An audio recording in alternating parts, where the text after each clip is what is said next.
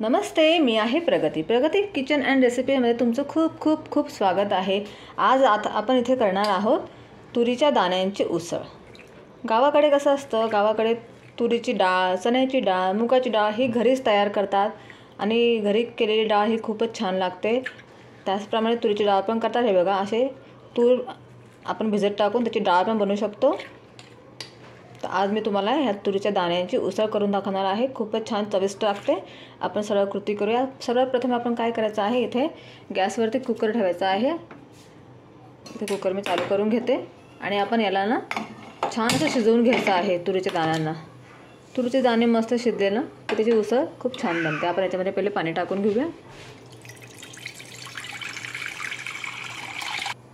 हे बघा, इथे आपण पाणी गरम करायला ठेवलं आहे। आता मी ह्या तुरीच्या दाण्यातलं पूर्ण पाणी निथरून घेतलं आहे। हे बघा, ते छान दिसतं। हे दाणे असे मस्त टम्म फुगले पाहिजे। हे याला रात्रभर तुम्ही भिजत टाकायचे आहेत। असे छान फुलत आहे आणि याला आपण ना 2 ते 3 शिट्ट्या काढून घ्यायच्या। जेवढे चांगले शिजले ना हे दाणे, त्याची उसळ पण छान लागते।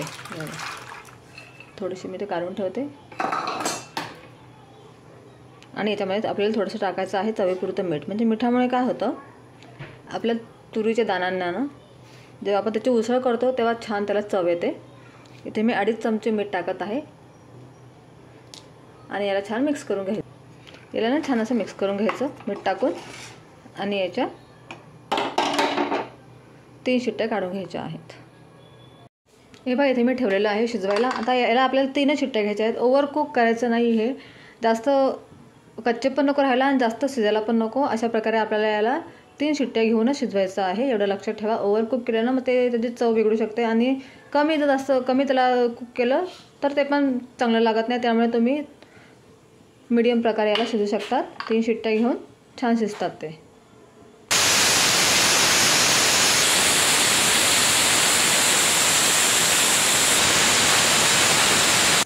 हे पहा, इथे आपल्या 3 शिट्ट्या झालेल्या आहे पूर्ण। आता आपण थोडीशी वाफ येऊ द्यायची आहे कुकरमध्ये आणि गॅस इथे मी आता बंद करते आहे। आता आपण पुढची कृती करूया। आता तुम्हाला मी याच्यासाठी लागणारं साहित्य सांगते आहे। हे बघा, इथे आपण घेतलेलं आहे, इथे मी 1 मोठा कांदा घेतलेला आहे बारीक कापून छान। टोमॅटो घेतला आहे मी 1 मोठा, त्याच्यातला आपण अर्धा उसळमध्ये वापरणार आहोत आणि अर्धा आपण वरती गार्निशिंगला वापरणार आहोत। इथे मी हिंग घेतले, आपण टेस्टनुसार घेऊया। लसूणची पेस्ट घेतली मी, फक्त लसूण आहे, त्यामुळे अद्रक नाही आहे। कोथिंबीर घेतली आवडीप्रमाणे आणि आपले मसाले आहेत ते घ्यायचे आपण आणि चवीपुरतं मीठ घ्यायचं आहे आपण। आता आपण पुढची कृती करूया। सर्वप्रथम आपल्याला इकडे कढई ठेवायची आहे। इथे मी गॅस चालू करून घेते। कढई छान तापू द्यायची आहे आपल्याला। मग त्याच्यामुळे आपल्याला टाकायचं आहे तेल। इथे मी तेल 3 ते 4 पळी टाकणार आहे। उसळमध्ये ना थोडंसं बरं तेल टाकायचं, म्हणजे ना आपली उसळ छान होते आणि त्याला वरती थोडंसं तेल पण येतं, त्याची टेस्ट खूप छान लागते। 3 आणि 4 पळी मी तेल टाकून घेते इथे। बस, तर तेल आपलं छान गरम होऊ द्यायचं। हे पहा, इकडे आपलं तेल ना छान तापलेलं आहे। आता आपण याच्यामध्ये आपले मसाले टाकून घेऊया। आता आपण इकडे टाकायचं आहे 1 चमचा मोहरी। मोहरी छान तडतडू द्यायची, बघा छान तडतडते मोहरी। मग आपण टाकूया 1 चमचा जिरं। जिरं पण छान होऊ द्यायचं आहे।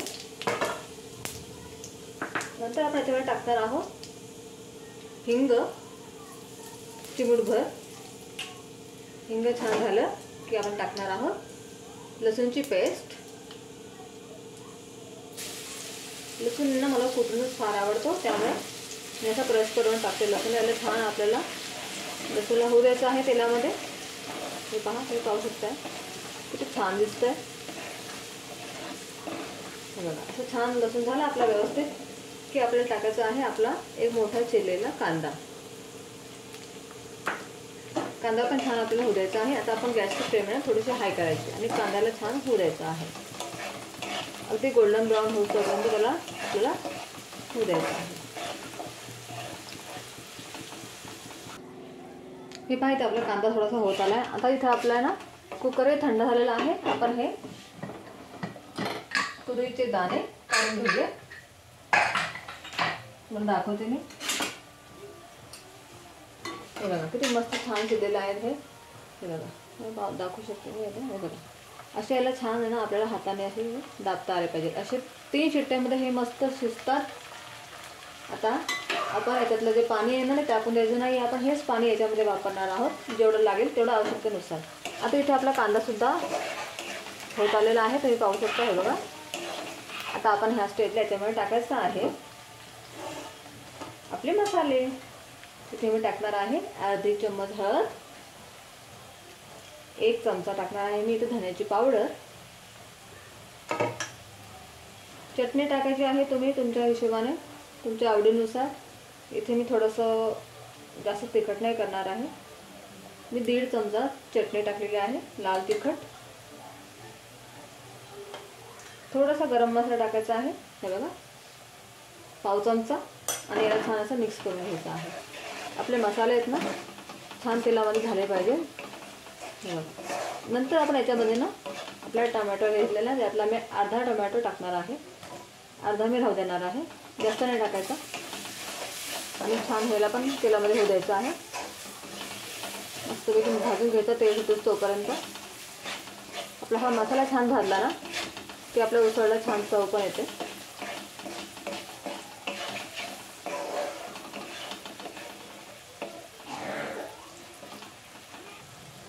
हे बघा आपले मसाले छान याच्यामध्ये तेलामध्ये शेकले गेले ना की आपल्याला थोडंसं याच्यामध्ये ना हे जे आपण शिजवलेलं पाणी ना तेच थोडंसं टाकायचं आहे, जास्त नाही टाकायचं, थोडं टाकून घ्यायचं आहे. आणि त्याला अजून छान 2-1 मिनटं होऊ द्यायचं आहे. म्हणजे आपला हा मसाला छान भाजला ना की उसळला मस्त चव येते. तुरीचे दाणे टाकण्याची घाई करायची नाही आपल्याला, तर व्यवस्थित हा मसाला होऊ द्यायचा आहे. त्यानंतर आपण दाणे टाकूया. हे बघा किती छान अगदी मस्त हे मसाले भाजले गेलेले आहे आपले. असे मस्त याला तेल सुटलेलं आहे, तुम्ही पाहू शकता. असाच आपला मसाला भाजला पाहिजे. हे बघा अशा जो मसाला तुम्ही चांगला भाजला ना, तुमचं कुठलीही तुम्ही वस्तू बनवा ती अगदी छान बनते आणि चविष्ट लागते. आता आपण ह्या स्टेजला याच्यावर टाकणार आहोत आपले शिजवलेले तुरीचे दाणे. हे बघा असे एक चाळणी घ्यायचे आहे, असं झारा किंवा धारा म्हणता याला, असं घ्यायचं आहे, याच्याने टाकायचं आहे. आणि नंतर तुम्ही आवश्यकतेनुसार याच्यामध्ये पाणी टाकू शकता. तुम्हाला पातळ हवं असेल थोडंसं पातळ करा, नाही तर घट्ट हवं असेल तर घट्ट करा. असं टाकून घ्यायचं आहे तुरीचे दाणे. खूपच मस्त लागतात हे. शहरामध्ये खूप कमी बघायला मिळतात, गावामध्ये कसं असतं सर्व घरी तूर वगैरे बनवतात, तुरीची डाळ करतात ना, तर गावाकडे असतातच. याची मसाली भाजी पण खूप छान लागते लाल मसाल्याची. तर थोडीशी मी राहू देणार आहे, माझ्या मुलाला मी थोडीशी फिक्की बनवून देईल. त्यानंतर आपण याला ना असं मस्त गॅसची फ्लेम हाय ठेवायची आहे आणि याला असं व्यवस्थित मिक्स करून घ्यायचं आहे मसाल्यामध्ये. बघा आता आपण शिजवताना याच्यामध्ये मीठ टाकलेलं आहे, त्यामुळे मीठ टाकताना आपण जरा काळजी घ्यायची आहे, जास्त मीठ नाही टाकायचं. असं मस्तपैकी याला छान वरून खालपर्यंत असं हलवून घ्यायचं आहे.